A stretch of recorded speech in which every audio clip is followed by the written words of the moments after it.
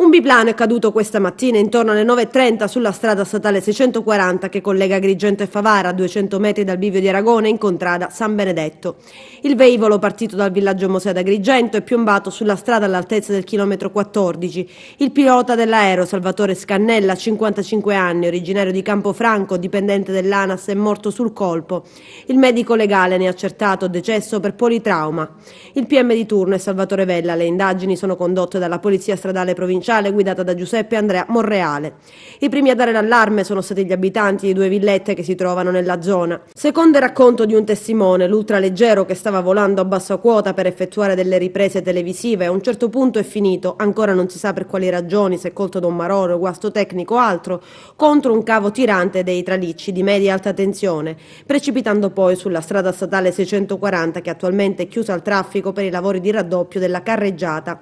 Il biplano è sprovvisto di scatola nera e l'impatto lo ha distrutto. Il pilota, come detto, stava effettuando delle riprese con una GoPro, immagini che verranno esaminate dagli inquirenti, che sperano di trarre indicazioni utili a spiegare la dinamica dell'incidente. Non è chiaro se fosse in servizio oppure se stesse realizzando le immagini autonomamente. Sentito il boato dello schianto, un testimone ha subito cercato di soccorrere il pilota, rimanendo anche leggermente ferito a un braccio, ma non c'era più nulla da fare. Sul posto anche uno dei figli della vittima ed il fratello. L'aereo biposto era cointestato con uno dei figli che ancora non aveva il brevetto di volo. Siamo in contrada San Benedetto al chilometro 14, sul posto il capo della polizia stradale con noi, Giuseppe Andrea Monreale. Siamo qui perché è avvenuta una tragedia stamattina, è morto un uomo originario di Campofranco, si chiama Salvatore Scannella. Ci racconti la dinamica? Sì, la dinamica purtroppo nella sua tragicità è semplice. Il velivolo è un ultraleggero biposto e ha urtato un cavo tirante della media alta tensione.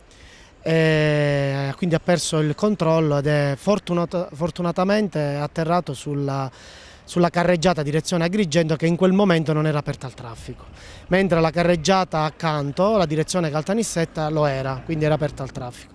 Il pilota del velivolo è morto quasi sul colpo, nel senso che agli accertamenti dei sanitari è risultato già deceduto. Ad avvisarvi sono stati gli abitanti del luogo?